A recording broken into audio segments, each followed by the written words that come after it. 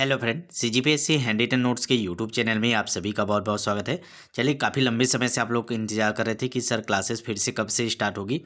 छत्तीसगढ़ सहायक शिक्षक, शिक्षक बैच और मंडी उप निरीक्षक, अभी हम लोग का 3 बैच चल रहा है एक साथ।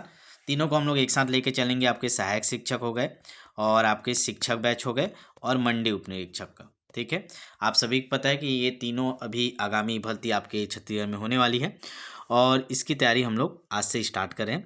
यूट्यूब के माध्यम से आपको निःशुल्क क्लासेस यहाँ मिलेगी। साथ ही साथ आप प्रतिदिन इन क्लासेस के बाद आप प्रैक्टिस करना चाहते हैं टॉपिक वाइज पूरे कूट आधारित पर, जैसा पैटर्न छत्तीसगढ़ में आ रहा है उसी पैटर्न के अनुसार, तो आपको हमको व्हाट्सएप में मैसेज करके हमारा जो बैच है प्रैक्टिस बैच उसको ज्वाइन करना पड़ेगा। तीनों का भी बैच चल रहा है। सहायक शिक्षक की अगर आप तैयारी कर रहे हैं, शिक्षक की तैयारी कर रहे हैं, मंडी उप निरीक्षक, तीनों की तैयारी हम लोग करा रहे हैं। तो सबसे पहले अभी हम लोग ने कॉमन जो सिलेबस है उसको हम लोग उठाए। आप सभी पता है कि दोनों के जो पेपर हैं वो व्यापम द्वारा लेंगे। ठीक है, और मंडी उप निरीक्षक, सहायक शिक्षक, शिक्षक, ये तीनों के पेपर आपके सीजी व्यापम, छत्तीसगढ़ व्यापम के द्वारा लिया जाएगा। तीनों को पैटर्न सेम है, अभी जैसा पैटर्न चल रहा है सेम सिलेबस है और सेम पैटर्न के अनुसार अभी आप लोग ने जितना भी एग्जाम हो रहा है सब लोग देख रहे हैं कि कूट आधारित प्रश्नों पर ज़्यादा है क्वेश्चन आ रही है। उसी आधार पर अभी सीजी टेट का आप लोग ने देखा था। ठीक है, तो सारी चीज़ों को हम लोग ने समझ कर उसी पैटर्न पे हम लोग ये क्लासेस लेके आए। सबसे पहले सिलेबस की बात करते हैं तो मंडी उप निरीक्षक का सिलेबस आप लोग देखेंगे और वही आपके जो सहायक शिक्षक और शिक्षक का सिलेबस है। हिंदी से हम लोग ने स्टार्ट किया। हिंदी का आज पहला क्लास है। डेली 9 PM पे क्लासेस होगी। कोशिश रहेगा कि डेली कंटिन्यू क्लासेस हो। ठीक है, क्लासेस जितना करा पाएंगे उतना हम लोग कराते हैं। पूरी कोशिश रहती है जितना अधिक से अधिक क्लासेस करा पाएँ। बैच में जो टेस्ट है वो रेगुलर टाइम टेबल के अनुसार आपके होंगे। क्लासेस आगे पीछे चलते रहेंगे, आपको कवर करते जाना है। इस बार अभी हम लोग नोट्स भी प्रोवाइड करने की तैयारी में है और शुरू भी कर दिए हैं। जितने भी अभी यहाँ क्लास हो रही इसके भी नोट्स आपके जो सहायक शिक्षक, शिक्षक बैच में रहेंगे। सहायक शिक्षक बैच में जो अभी नया चालू हुआ है उसमें आपको PDF भी अपलोड करेंगे। जो नए सुविधा वाले जो बैच हैं उसमें आपको PDF भी मिलेंगे और हर टेस्ट से पहले आपको शॉर्ट रिवीजन के लिए नोट्स भी उसमें प्रोवाइड किए जाएंगे। ठीक है, जिसको आप रिवीजन करके टेस्ट दे सकते हैं। ठीक है, तो ये सारे कुछ कुछ नए अपडेट किए हम लोग बैच में। पहले हम लोग क्या करते थे, केवल आपको टारगेट देते थे और टेस्ट लेते थे। क्लासेस यूट्यूब में जो होती थी वो होती थी। इस बार हम लोग आपको नोट्स भी प्रोवाइड कर रहे हैं। तो जिन लोग भी सहायक शिक्षक, शिक्षक की तैयारी कर रहे हैं, आज ही हम लोग हमारा जो नंबर है 75 83 86 44 61, इसमें व्हाट्सअप में मैसेज करके जुड़ जाइएगा। 75 83 86 44 61 ये हमारा व्हाट्सअप नंबर है। इसमें मैसेज करके डिटेल लेके जुड़ जाइएगा। ठीक है, चलिए क्लास स्टार्ट करते हैं। आज की पहली क्लास है हमारी हिंदी की।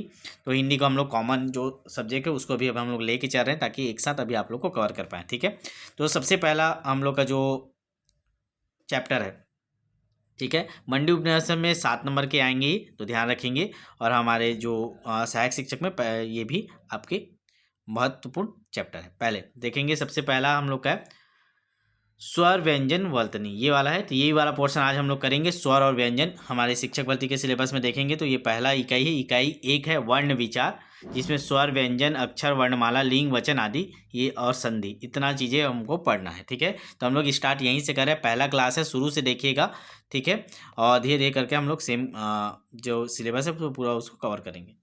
चलिए, टेस्ट का जो टाइम टेबल है वो थोड़ा सा वेट कीजिए, डालेंगे हम लोग। थोड़ा सा क्लासेस 2-4 क्लासेस कर लेते हैं ताकि फ्लो बन जाए, उसके बाद टेस्ट लेंगे तब आपको मज़ा आएगा। ठीक है, चलेगा। तो हमारा पहला टॉपिक स्टार्ट करते हैं, वर्ण विचार। पूरा देखिएगा, ये मत सोचिएगा कि अभी थोड़ा समय है, अभी ध्यान नहीं दे रहे करके। आपको शुरू दिन से ही देखना है।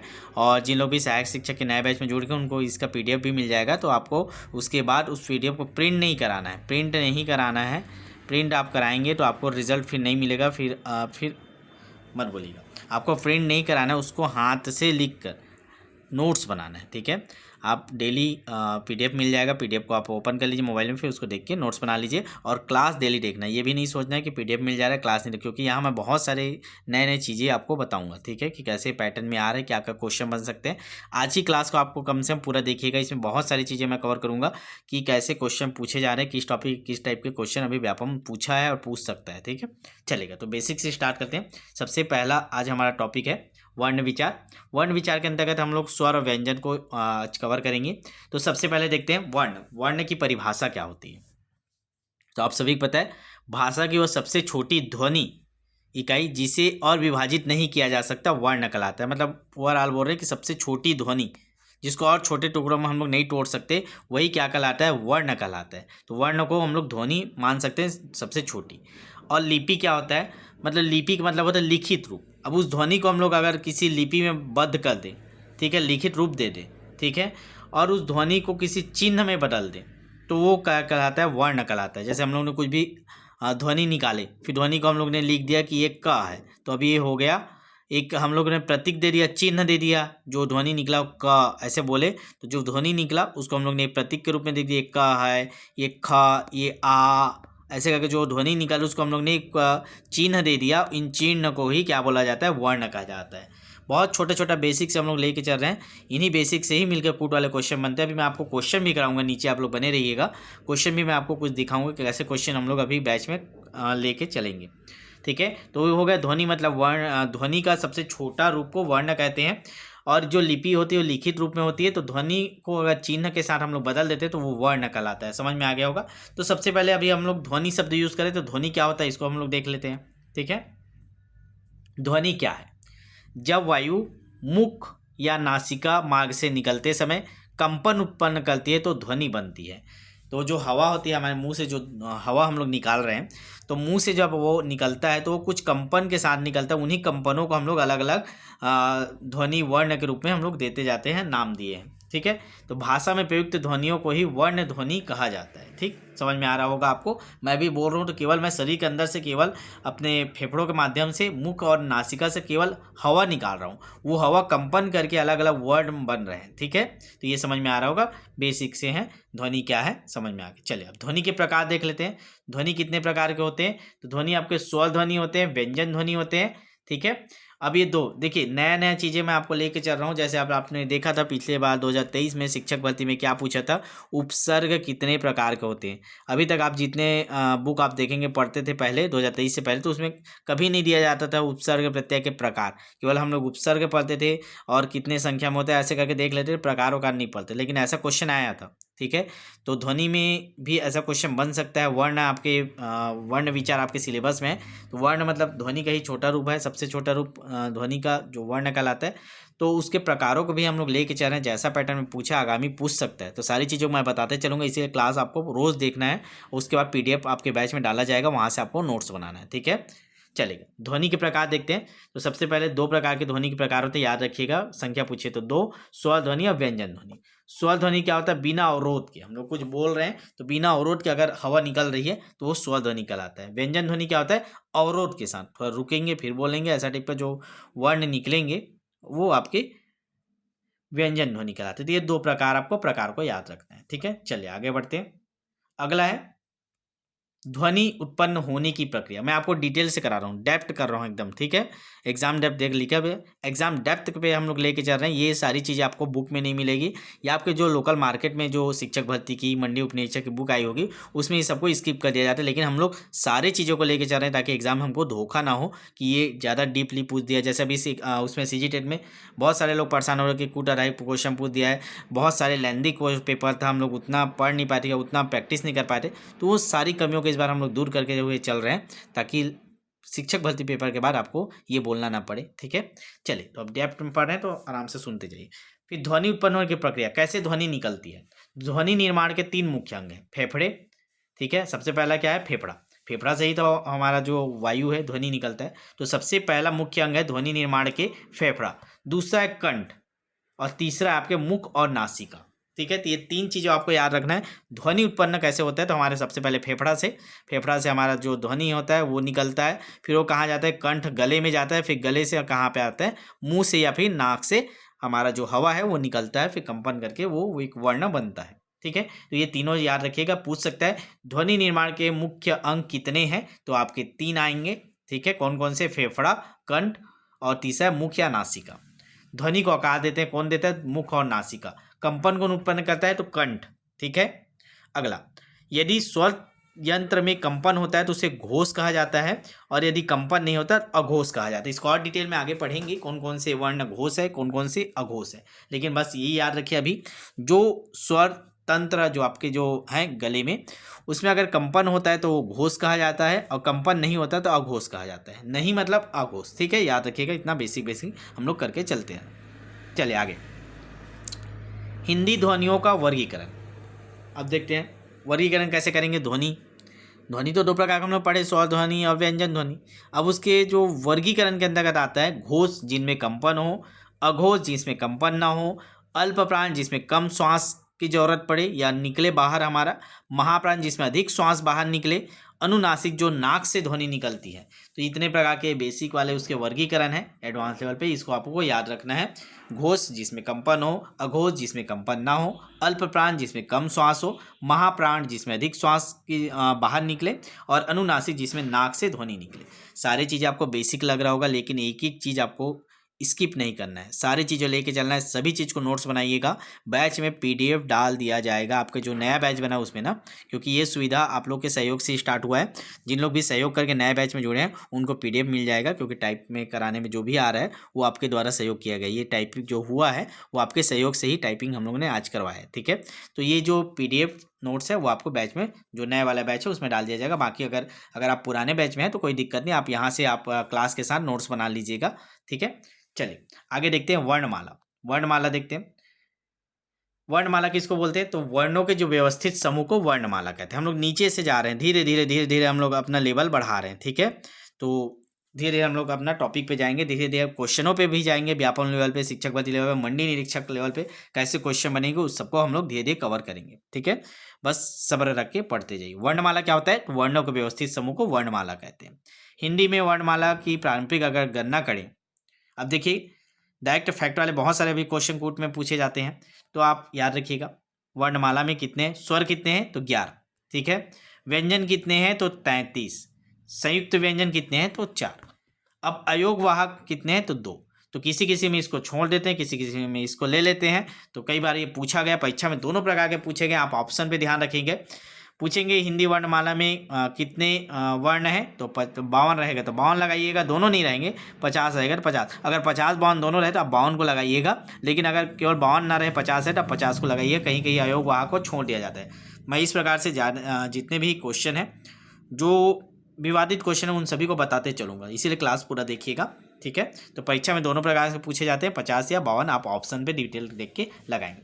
अब हम लोग ये क्लासेस दोनों के लिए हो रही, मंडी उप निरीक्षक और इसके लिए आपके सहायक शिक्षक शिक्षक के लिए। तो हमको टेट लेवल में जो पुराने एग्जाम में पूछे गए उन क्वेश्चनों को भी हम लोग चैप्टर वाइज कवर करते चलेंगे। तो टेट में क्या पूछा गया था? हिंदी वर्णमाला में कुल कितने वर्ण माने जाते हैं? तो वही 50 और 52 विकल्प के आधार पे आपको लगाना है, ठीक है। ये पूछा गया है। चलिएगा अब एक एक करके आगे बढ़ते हैं, स्वर देखेंगे। हमारा जो मेन सिलेबस में क्या लिखा हुआ है? स्वर और व्यंजन, फिर अक्षर। तो धीरे धीरे हम लोग वहाँ तक पहुँचेंगे। तो सबसे पहले स्टार्ट करते हैं स्वर, वॉवेल सेक्शन, ठीक है। एकदम डीप स्टडी हम लोग इसका करेंगे। स्वर की परिभाषा, सबसे पहले परिभाषा आपको पता होना चाहिए। जिन वर्णों के उच्चारण में वायु बिना अवरोध के बाहर निकलती है वही स्वर कहते हैं। अब आप सोचेंगे ऑब्जेक्टिव एग्जाम होता है तो परिभाषा के ऊपर है, तो यही कूट में दे देते हैं, कूट में दे देता है कौन सा सही है गलत है करके, तो कूट वाले में परिभाषाएं भी देती हैं, तो इसलिए हम लोग परिभाषा को भी लेके चलेंगे। तो स्वर की परिभाषा आपको याद रखना है, जिन वर्णों के उच्चारण में वायु बिना अवरोध के बाहर निकलती है स्वर कहलाते हैं, ठीक है। चलिए कितने स्वर होते हैं? तो हिंदी में आपके 11 स्वर होते हैं। कौन कौन से? अ, आ, ई, उ, री, ए, ओ, औ। तो ये याद रखिएगा कितने स्वर होते हैं हमारे हिंदी में? 11 स्वर होते हैं। अब चलिए एग्जाम में जैसे पूछा जाता है, एग्जाम फेवरेट क्या क्या क्वेश्चन बनते हैं उसको वर्गीकरण कर लेते हैं, ठीक है। चलिए सबसे पहले हम लोग करेंगे मात्रा के आधार पे, सारी चीज़ें हम लोग कवर करेंगे। बस आपको आराम से क्लास देखना है, फिर पीडीएफ से आपको नोट्स बनाना है। पहला मात्रा के आधार पे, आपने पुराना नोट्स बनाया होगा तो भी आप एक बार नोट्स बनाइए, आज से स्टार्ट कीजिए, आज से फिर से पढ़िए वही चीज़ों को। आप कई बार हिंदी पढ़ चुके हैं, लेकिन आज से शुरुआत एक बार फिर से करिए, हमारे साथ फिर से नोट्स बनाइए, फिर से पढ़िए, फिर से टेस्ट दीजिए, सब चीज़ आज से नया कीजिए, ठीक है। चलिए मात्रा के आधार पर देखेंगे तो सबसे पहला है ह्रस्व स्वर, ठीक है, जिसमें एक मात्रा होता है, ठीक है। अ, ई, उ, री मतलब छोटा, तो उसको क्या बोलते हैं? ह्रस्व। कितने हैं? 4। दीर्घ स्वर जिसमें 2 मात्रा होती है, ठीक है। आ, ई, उ, ए, ओ, औ। कितने हो गए आपके? 3 और 3 6 1 7। तो दीर्घ स्वर कितने हो गए? 7 7 4 11 हो गए, ठीक है। और एक अलग से बोला जाता है, इसको अलग से आप लोग देखेंगे, मात्रा कहता है फ्लूट, जिसमें 3 मात्रा होती है, 3 मात्रा। ये पूछा जाती है, नया होगा आपके लिए, अभी मैं आपको क्वेश्चन दे दूंगा। दीर्घ स्वर में कितने मात्राएं होती है? तो आप तो बोलो केवल एक ही रहता है, अ होता है, उसमें तो कोई मात्रा नहीं, इसमें आ होता है, तो इसमें एक मात्रा करके आप एक लगा देंगे तो गलत हो जाएगा। ठीक है, इस बात को ध्यान रखिएगा, इससे क्वेश्चन बन सकते हैं एक मात्रा, दो मात्रा, तीन मात्रा। ठीक है, अ में केवल अ रहता है, लेकिन जब हम लोग उसको निकाल देते हैं स्वर को, ठीक है, तो इसमें एक मात्रा, ये एक डंडी जुड़ जाता है, तब ये जाके अ बनता है, इसीलिए इसमें एक मात्रा लिया जाता है। ठीक है, और दीर्घ में क्या होता है, अ तो है, इसमें पहले से एक मात्रा जुड़ा है, फिर उसमें एक और मात्रा जुड़ता है, तब जाके वो आ बनता है। तो इस चीज़ को कन्फ्यूज़न मत होइएगा, मैं शुरू से बताते चल रहा हूँ, जो जो चीज़ें एग्जाम में कन्फ्यूज़न वाले बनते हैं उसको मैं यहाँ आपको क्लियर करते चलूँगा। ठीक है, तो मात्रा के आधार पे ह्रस्व स्वर एक मात्रा, दीर्घ स्वर दो मात्रा, प्लूट में तीन मात्रा होता है। जैसे आ करके हम लोग चिल्लाते हैं, कोई चोट लगता है तो आ करके जो आवाज़ निकालते हैं, लंबा खींचते हैं, वही प्लूट स्वर उसको बोला जाता है, तो इसको याद रखिएगा। जैसे राम, खाली राम बोलेंगे, राम तो नहीं आएगा, लेकिन राम आप लंबा खींचेंगे उसको तो प्लूट स्वर के अंतर्गत आता है। ठीक है, तो ये मात्रा याद रखिएगा, नए चीज़ें हैं। ठीक है, इंपॉर्टेंट चीज़ें हैं। ठीक, चलिए अगला, टेट में क्या क्वेश्चन बना था? तो टेट में इस प्रकार के क्वेश्चन बनते हैं, निम्न में से कौन सा ह्रस्व स्वर है? इस प्रकार के क्वेश्चन आपको वहां देखने मिलेंगे। ठीक है, चलिए आगे देखते हैं। उत्पत्ति के आधार पे, उत्पत्ति के आधार पे देखेंगे तो मूल स्वर तीन है। संख्या भी आप लोग नोट कर लीजिएगा, जब नोट्स बनाएंगे तो उसमें आप संख्या भी मेंशन कर लीजिएगा, इसलिए मैं बोल रहा हूँ क्लास भी देखिएगा, उसके बाद नोट्स बनाइएगा, ताकि जो एक्स्ट्रा चीज़ें मैं यहाँ बता रही हूँ, ठीक है, वो आपको वहाँ नोट करने में आसानी हो। ठीक है, तो जो एक्स्ट्रा चीज़ें मैं बताऊँगा उसको आप वहाँ नोट करिएगा। मूल स्वर कितने हैं? तो तीन है, याद रखिएगा, अ, ई और उ। ये भी पूछा जा सकता है, हिंदी वर्णमाला में मूल स्वरों की संख्या कितनी है? तो आप कंफ्यूज हो जाएंगे, अलग से बुक में नहीं दिया रहता ये। ठीक है, तो मूल स्वर कितने हैं? तीन है। अब अगला देखते हैं दीर्घ स्वर। तो दीर्घ स्वर भी कितने हैं? तीन है, जिसमें डबल मात्राएं रहती है, आ, ई, उ। फिर संयुक्त स्वर कितने हैं? तो ये आपके चार हैं, तो तीन, तीन और चार। ठीक है, ए ओ औ। तो संयुक्त स्वर को अलग से याद कर लीजिएगा एक बार, अभी हम लोग ने दो चीज तो बार बार पढ़ लिया तो याद हो गया। संयुक्त स्वर कौन कौन सा है? ए ओ औ।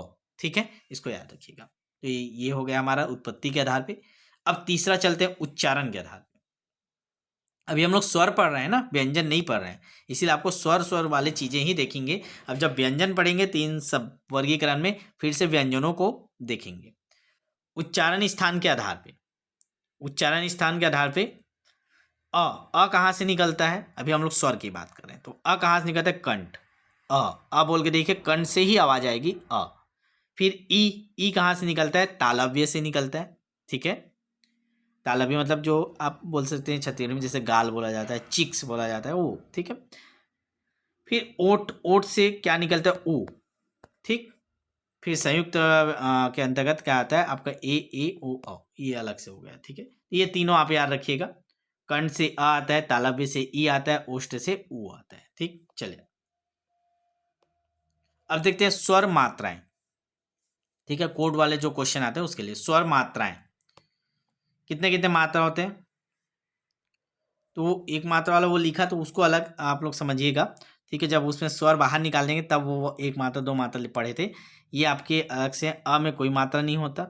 ठीक है, इसमें स्वर के साथ है इसलिए स्वर बोल रहे हैं। ठीक है, आ में ये वाला मात्रा रहता है, ई में ये मात्रा रहता है, ई में बड़ी ई, उ री, इसमें भी संख्या नहीं पूछे इसलिए आप कंफ्यूज मत होइएगा ना।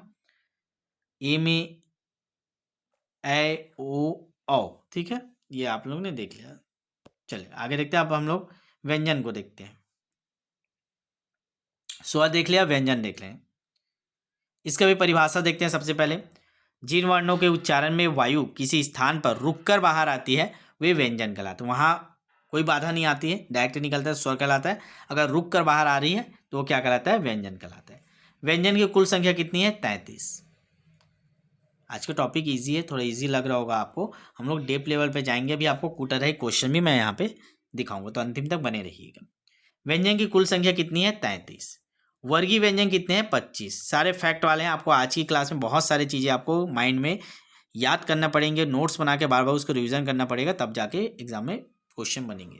व्यंजन की कुल संख्या कितनी है? 33। वर्गीय व्यंजन की संख्या कितनी है? 25। ठीक है, अब ये 25 को एक बार देख लेते हैं। आप सभी पता है 5 भागों में बंटता है, 1 2 3 4 5 करके, जैसे क, ख, ग घ ड, ये 5 भागों में बंटता है और ऐसे ऐसे करके ये 5 प्रकार के होते हैं। तो 5 पंचे 25।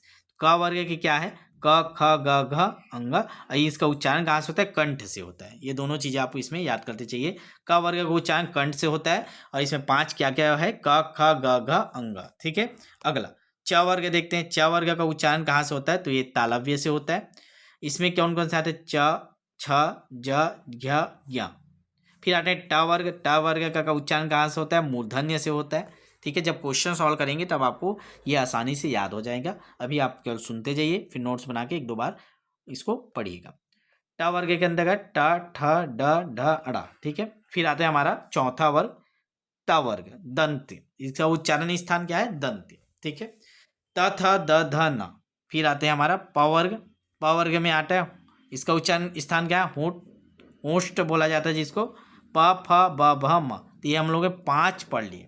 पांचों का आपको याद करना है। कैसे याद करना है, याद करने का ट्रिक भी बता देता हूँ। जैसे क वर्ग का वर्ग हो गया, फिर च वर्ग हो गया, फिर ट वर्ग हो गया, फिर ट, फिर फ। अब आप नीचे से जाइए। ठीक है, सबसे पहले आप अपने शरीर का जो देखेंगे हिस्सा, तो सबसे पहले कंठ आ रहा है, कंठ हो गया, कंठ देखे क वर्ग। फिर कंठ से थोड़ा सा ऊपर जाइए, कंठ से ऊपर आपके क्या है, तालव्य, मतलब गाल, गाल चिक्स बोला जाता है, तो वो आपके तालव्य है ना, देखिएगा। फिर उसके बाद क्या आएगा आपका मूर्धन्य। ठीक है, मूर्धन्य किसका बोला जाता है, तो जो दांत और तालव्य के बीच का होता है। ठीक है, दांत के जस्ट ऊपर वाला, मसूड़ा जिसको बोल सकते हैं, मसूड़ा बोला जाता है, मूर्धन्य वो आता है। फिर जस्ट मसूड़ा से नीचे आएंगे तो क्या आता है, दंत आता है। ठीक है, दंत, दांत आता है। फिर उसके नीचे क्या आता है, होंठ आता है, ओष्ठ बोला जाता है जिसको। तो लाइन से ही आपको याद करने में ज़्यादा मेहनत नहीं करना है। क मतलब कंठ, फिर उसके जस्ट ऊपर जाते हैं तो तालव्य आता है, फिर उसके बाद मूर्धन्य आता है, फिर दंत आता है, फिर आपका होंठ आता है। लाइन से है। अच्छा, आपको याद हो गया होगा, समझ गए होंगे कि आपको अपने शरीर का याद रखना है। तो आप कहीं भी कोई भी वर्ड पूछेगा, उच्चारण स्थान आपको तुरंत आप बता देंगे। ठीक है, चलिए रिलेट कर लीजिएगा अपने शरीर से। सबसे पहले कंठ है आपके गले में, फिर जस्ट ऊपर गए तो चिक, गाल आता है, फिर उसके बाद मूर्धन्य आएगा, मसूड़ा, फिर दांत आता है, फिर ओष्ठ आता है। ठीक है, तो इस प्रकार से आप इसको लाइन से याद कर लीजिएगा। 25 प्रकार के जो भी वर्ण है, कहीं से भी पूछे आप इसको वर्गीय व्यंजन के अंतर्गत उच्चारण स्थान बता पाएंगे। ठीक है, चलिए आगे देखते हैं। अगला फिर है अंतस्थ व्यंजन। तो अंतस्थ व्यंजन की संख्या कितनी होती है, 4। य र ल व, आप सभी को पता है, इसको याद करके रखिएगा, नोट करते जाइएगा। अंतस्थ व्यंजन की संख्या की संख्या भी आपको याद रखना है, और वो कौन से हैं ये भी आपको याद रखना है। एक भी पूछ देता है अंतस्थ व्यंजन कौन सा है, या दे देगा, ला दे देगा, तो ऐसे एक भी पूछ देता है तो आपको एक पर्टिकुलर वर्ण को भी पूछा जाता है। तो याद रखना, चारों आपको नाम याद रखने पड़ेंगे। तो अंतस्थ व्यंजन की संख्या कितनी है, 4। य र ल व। ठीक, आगे देखते हैं उष्ण व्यंजन की संख्या कितनी, ये भी 4 है। स स स ह। उष्ण क्यों बोल रहे हैं, आप जब इसका उच्चारण कर रहे हैं तो आपसे जो मुंह से हवा निकल रही है वो गर्म हवा निकल रही है। स स स ह, इसीलिए इसको उष्ण व्यंजन के अंतर्गत वर्गीकरण किया जाता है। ठीक है, तो कूट वाले जो प्रश्न है इन्हीं से बनते हैं ना। ठीक है, आगे कैसे बनेंगे इसको हम लोग देखेंगे। तो याद रखिएगा, जो भी मैं पढ़ाया आपको, ये वर्गीकरण से कूट वाले क्वेश्चन बनेंगे। चलिए आगे देखते हैं। अनुनासिक वर्ण किसको बोलते हैं, जो नाक से उच्चारण होता है, अंगा, ज्ञा, अणा, ना, म, ये आपका अनुनासिक वर्ण है। ठीक है, क्वेश्चन कैसे बनते हैं, निम्न में से कौन सा अनुनासिक वर्ण है, इस प्रकार के भी क्वेश्चन आपके सिंपल सा बनते हैं। तो आपको ये 5 याद रखने होंगे, साथ में भी हम लोग और पढ़ेंगे। ठीक है, चलिए आगे देखते हैं। आप संयुक्त व्यंजन, ये इंपॉर्टेंट है। संयुक्त व्यंजन कितने होते हैं, संख्या हम लोगों ने पहले भी पढ़ लिया है, कितने होते हैं, 4 होते हैं। ठीक है, संयुक्त व्यंजन 4। अब इससे बहुत सारे क्वेश्चन बनते हैं। छ, पहले तो आप याद कर लीजिए कौन कौन से संयुक्त व्यंजन है। छ हो गया, ठीक है, छ हो गया, फिर त्र हो गया, फिर ज्ञा हो गया, फिर श्र हो गया। ये 4 आपके संयुक्त व्यंजन है। पहले तो यही नाम याद रख लीजिएगा। उसके बाद बोलता है कि ये बनता किससे है, किसका संयुक्त रूप है। नीचे देखेंगे टेट में पूछा गया है, छ किसका संयुक्त रूप है, तो आपको बताना पड़ेगा क प श। तो इसको आपको याद करना पड़ेगा। छ कैसे बनता है, क प्लस श से। फिर त्र किससे बनता है, त प्लस र से। ज्ञ किससे बनता है, ज प्लस ज्ञ से। स आपको किससे बनता है, स और र से। ये एकदम इंपॉर्टेंट है, इसको आपको याद करना ही पड़ेगा। व्यापक में बहुत बार पूछा जाता है, चाहे किसी भी लेवल का एग्जाम हो, आपको ये वर्णमाला के अंतर्गत इंपॉर्टेंट चीज़ें ही मैं आपको बता रहा हूँ। तो संयुक्त व्यंजन के अंतर्गत आपको श, त्र, ज्ञ, श, ये चारों किससे बन रहे हैं ये आपको याद होने चाहिए। तो याद कैसे होंगे, नोट्स बना लेंगे। ठीक है। फिर से आपको एक बताना चाहूँगा, ये जो अभी क्लास हो रही है इसका PDF आपके जो नए बैच है उसमें डाला जाएगा, वहाँ से आप नोट्स बना लीजिएगा। और जिन लोग पुराने बैच में हैं वो यहाँ से वीडियो के माध्यम से आप बनाना चाहें तो यहाँ से आप बना लीजिएगा, ठीक है। चलिए आगे देखते हैं। ये मैं आपको बता दिया। श किसका संयुक्त रूप है तो आपको बताना पड़ेगा क और प्लस स का। तो इस प्रकार से आपको ये चारों आपको ये याद होने चाहिए, ठीक है, याद कर लीजिएगा, इंपॉर्टेंट है ना। चलिए आगे चलते हैं। अब हम लोग देखते हैं अल्प प्राण महाप्राण। मैं सारी चीज़ों को लेके चल रहा हूँ, कोई इसीलिए अभी मैं टाइम टेबल जारी नहीं किया हूँ क्योंकि कोई लिमिट नहीं रखना है हमको, ठीक है। जितने क्लासेस हैं वो क्लास भी मैं आपको कराने की कोशिश करूँगा। टेस्ट को छोटा छोटा बांट के बहुत सारे टेस्ट हम लोग करेंगे, ठीक है। बहुत सारे टेस्ट अभी नए पैटर्न के अनुसार हम आपको कराने वाले हैं, नए टाइपिंग करा रहे हैं, इसीलिए आपसे सहयोग मांगा गया है। जिन लोग भी अभी तक सहयोग नहीं किया तो उन लोग कर दीजिएगा ताकि नए बैच में आप भी जुड़ पाए और जो नए बैच की जो सुविधाएं वो आपको भी मिल पाए, ठीक है। बाकी पुराने बैच में भी आपके जैसा चल रहा है वैसा चलेगा। तो चलेगा, इसको आगे कवर करते हैं, अल्प प्राण और महाप्राण, ठीक है। तो सबसे पहले परिभाषा देख लेते हैं हम लोग, अल्प प्राण क्या होता है। तो जिन व्यंजनों के उच्चारण में कम श्वास हवा निकलती, कम निकल, अल्प मतलब कम होता है ना, तो कम, प्राण मतलब हवा होता है, प्राण मतलब हवा होता है, अल्प मतलब कम होता है, मतलब कम हवा निकलेगा उसे अल्प प्राण व्यंजन कहते हैं, ठीक है।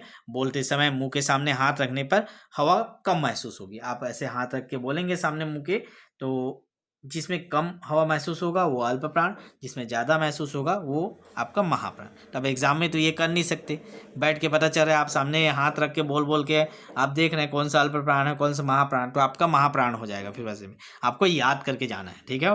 वैसे नहीं पता चलता, वो जो पहले ज़माने के लोग हैं, वैज्ञानिक लोग जिन्होंने पूरा इसका निर्माण किया है, ठीक है, बोल सकते हैं जो हिंदी के, ठीक है। चलेगा, महाप्राण देखते हैं।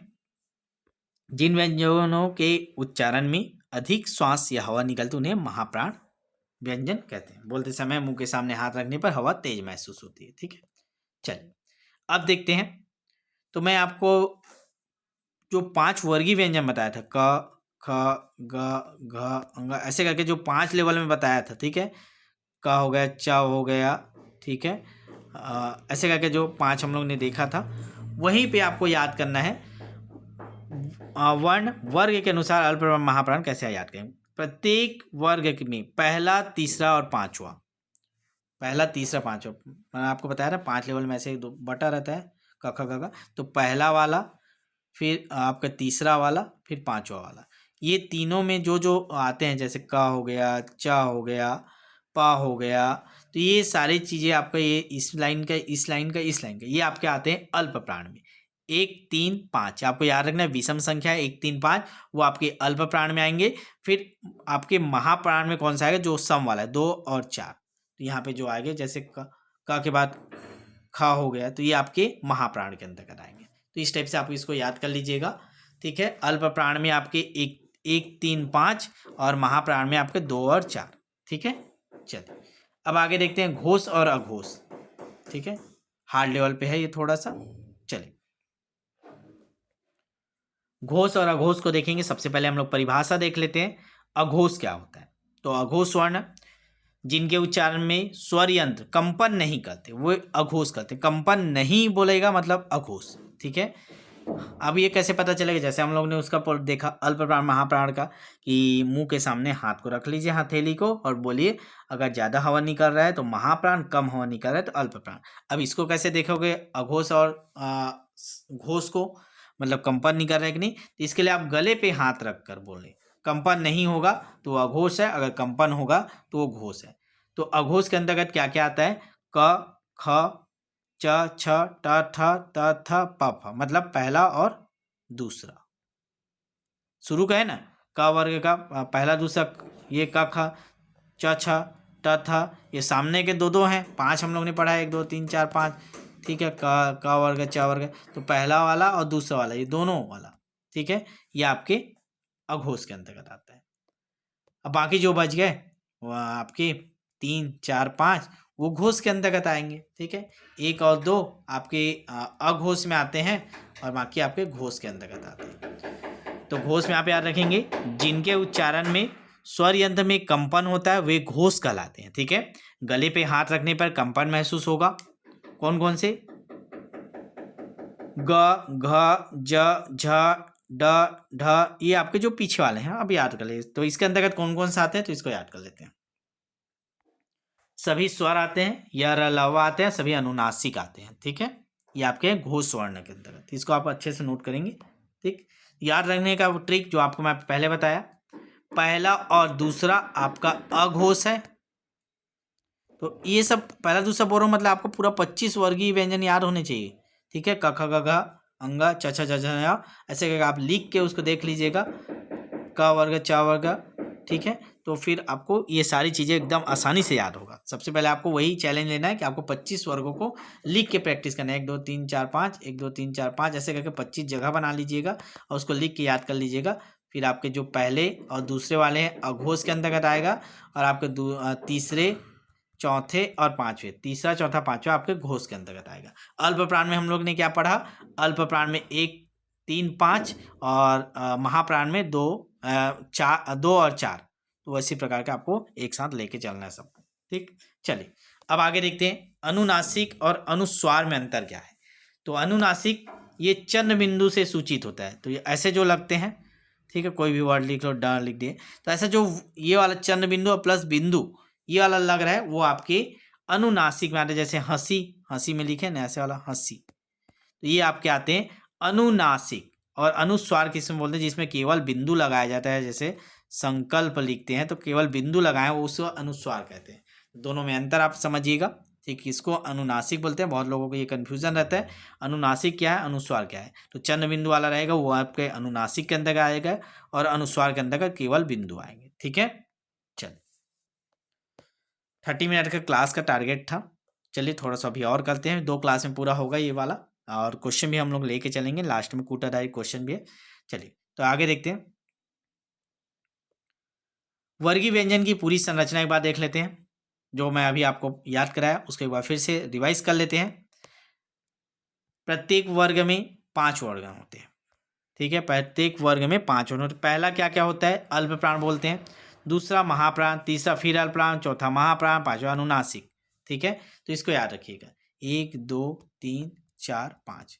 तो पहला तीसरा पांचवा, ये पहला तीसरा पांचवा ये आपके अल्प प्राण में आते हैं। और पांचवा को ही और क्या किस नाम से जाना जाता है, तो अनुनासिक, मतलब आपका चंद्र बिंदु वाला, ये वाला अनुनासिक अभी हम लोग ने पढ़ा ना, ये वाला।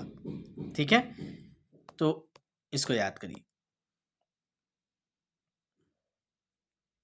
आपके 5 होंगे, उसमें पहला तीसरा पांचवा आपके अल्प प्राण में आएंगे, और ये पांचवे को ही और किस नाम से जानते हैं, अनुनासिक। बाकी आपके 2 और 4 बच गए, वो आपके महाप्राण में आएंगे। ठीक है, चलिए आगे देखते हैं अयोगवा। अयोगवा क्या होता है, अयोगवा कितने प्रकार के होते हैं, ये कई बार पूछा गया, 2 प्रकार के, अनुस्वार और विसर्ग। अनुस्वार में जिसमें ऊपर में बिंदु लगाते हैं, और विसर्ग जिसमें शब्द के बाद में 2 बिंदु लगाते हैं, वो आपको विसर्ग कराती है, आप देख पा रहे हैं। ठीक है, तो ये आपको याद रखना है। संख्या भी पूछा जाता है, अयोगवा की संख्या कितनी है, तो 2। ठीक है, चलिए कभी कभी चंद्र बिंदु को भी शामिल किया जाता है। परीक्षा में सामान्य उत्तर 2 ही लेते हैं, लेकिन आप अगर ऑप्शन 2 नहीं रहेगा 3 रहेगा तो आप 3 ले लीजिएगा। ठीक है, बाकी आपकी जो परीक्षा में सामान्य उत्तर 2 ही लिया जाता है। मैं सारी चीज़ों को लिख दिया हूँ ताकि आपको कन्फ्यूजन ना हो। ठीक है, चलिए अब वर्ण अक्षर में अंतर पढ़ेंगे, तो आज यहीं रखते हैं, छोटा क्लास करते हैं क्योंकि पहला दिन है। और क्या क्या है मैं आपको एक बार बता देता हूँ, कल क्या क्या क्लास में करेंगे, वर्ण और अक्षर में अंतर देखेंगे, फिर जितने 1 लाइन प्रीवियस ईयर के क्वेश्चन हैं उन सबको क्लियर करेंगे, और क्या क्या छोटा छोटा 1 लाइन में हम लोग देखेंगे क्या क्या पूछा गया है। फिर इन्हीं छोटे छोटे के बाद हम लोग आएंगे आपके जो कूट आधारित प्रश्न रहेंगे। ठीक है, कूट आधारित प्रश्न करेंगे, आपको बताएंगे कि किस प्रकार के क्वेश्चन सम्मिलित किए जा रहे हैं, ये आप देख पा रहे हैं। इस प्रकार के क्वेश्चन अभी हम लोग नए पैटर्न में नए बैच में लेंगे, ताकि जैसा पैटर्न चल रहा है उस पैटर्न के आधार आपकी तैयारी हो, और एग्जाम में आप प्रैक्टिस उसी लेवल पे करके जाएं। ठीक है, सारी चीज़ें हम लोग लेके चलेंगे, इस प्रकार के क्वेश्चन भी अभी आपके शामिल है। ठीक है, तो आज की क्लास को यहीं रखते हैं, आगे कल करेंगे क्योंकि थोड़ा समय का अभाव है, क्योंकि अभी रजिस्ट्रेशन चल रहा है तो उसमें भी थोड़ा सा समय देना पड़ रहा है अभी।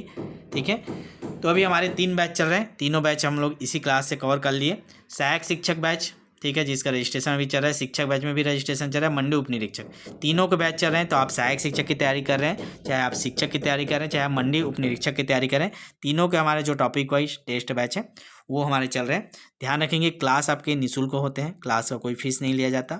ठीक है, अभी नए बैच में हम लोग 2 चीज़ों की सुविधा आपको दें, जिसके लिए हम आपसे फीस ले रहे हैं, PDF के लिए और आपके जो कुटाराइट टाइपिंग जो टेस्ट होंगे। मेन हमारा बैच का नाम ही टेस्ट रहता है, क्योंकि हमको प्रैक्टिस पे फोकस करते हैं। ठीक है, आप सभी देखे होंगे, अभी CG टेट का आप लोग एग्जाम दे के आए, मेन आपका जो पेपर था वो प्रैक्टिस पे था। आप जितना ज़्यादा प्रैक्टिस किए रहते, जितने ज़्यादा क्वेश्चन प्रैक्टिस करने का आपका हैबिट होगा, उतना ही आसानी से आप वहाँ पे जो प्रेशर रहता है एग्ज़ाम का वो सॉल्व कर पाएंगे।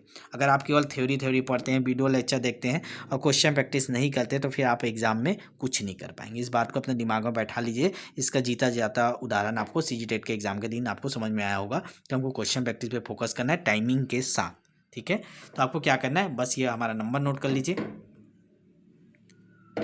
75 83 86 44 61। इसमें आप मैसेज कर दीजिएगा व्हाट्सअप में। ठीक है, और चलेगा, मिलते हैं फिर नेक्स्ट वीडियो में, तब तक के लिए ऑल द बेस्ट।